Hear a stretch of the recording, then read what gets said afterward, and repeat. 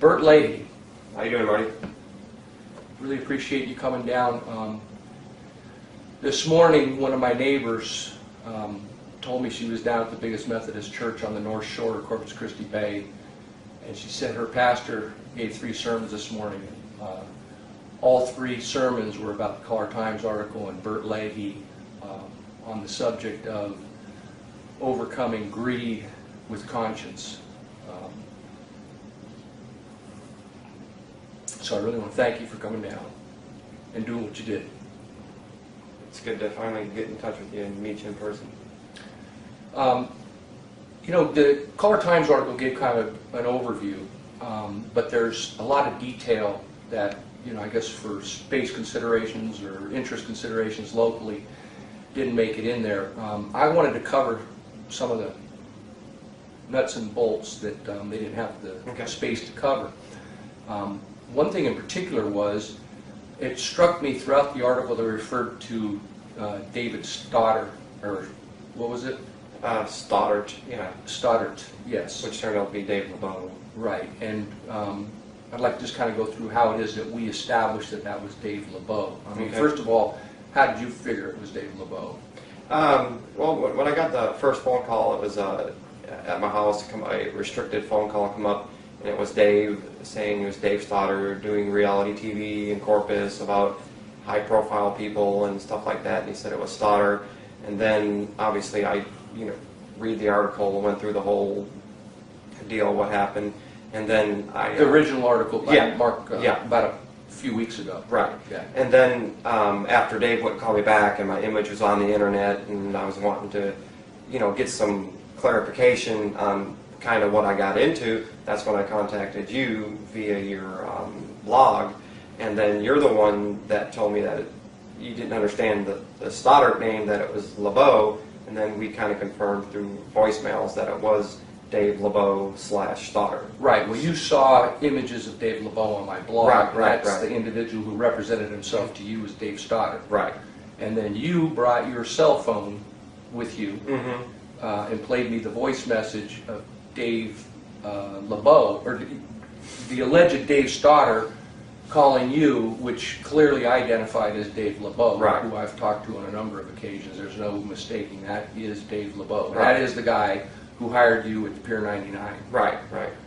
Okay, which kind of leads to the subject of cover-up, because, of course, as you know, apparently Mark Collette from the Caller-Times, after you told him your story, you gave him the private, unlisted number of Dave Stoddard to confirm this, and he called him. What did Mark Collette tell you happened?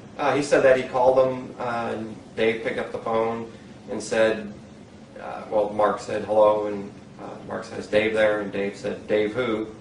And then he hung up the phone. And then and then right after that, I got a call from Dave LeBeau wanting to talk, quote, and then that's when I was talking with you and Mark and saying, should we take the phone call? What should we do? Right. And I just decided not to take the phone call because we kind of agreed what they were going to say, that, sorry you got involved with this, possible, shut me up, hush money, whatever you want to call it. And then after I didn't return 2 of Dave's phone calls, Allender called me. John Allender. John Allender, yeah. And he said, hey Bert, I seen some of your work, it looks real good, blah, blah, blah.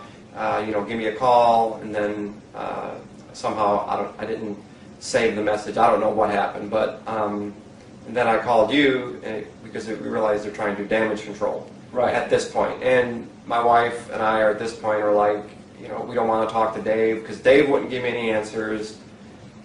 You attempted to get a hold of him right after the gig in June. When I moved back to my hometown, I tried calling Dave just to say, hey Dave, I'm not cool with the police taking my identification, the police report. I'm not cool with my image being all over the internet, being associated with the highly trusted internet control team, which you shot, which I totally I would have done this same thing. So I was caught. The video that I shot from up here Right, of right. y'all out in front of my house when Right. the sheriff came. Right. That's Yeah. why Dave didn't want me to get a hold of the internet so much, because he didn't want me to see the video and I guess freak out on him.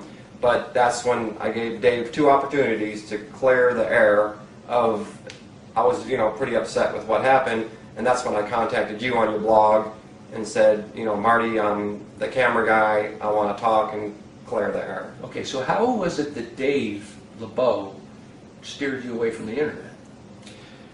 I bought because I was supposed to have so much work, I went ahead and purchased an iPad. Uh-huh. Okay, and an iPad, you got to have iTunes to get it hooked up. Okay. So I'm like, hey, Bart, because he's a camera guy. Bart, can I borrow your computer so I get my iPad up? And he's like, oh, no. Well, yeah, later, blah. Well, anyways, I eventually got it hooked up, at the hotel through the hotel computer, and then didn't actually see the thing that you shot until I got home. And then I was like worried, and no one would answer any of my questions or answer the phone. So that's why I contacted you directly, just to tell you that it was just ridiculous what was going on. I mean, got it you. was just- So it was the delay of Bart helping you get online that made you feel, in retrospect, that they didn't want you to get on the internet and see what was going on? Well, after the second or third day, I was just asking too many questions, and they were answering too many questions. I mean, why?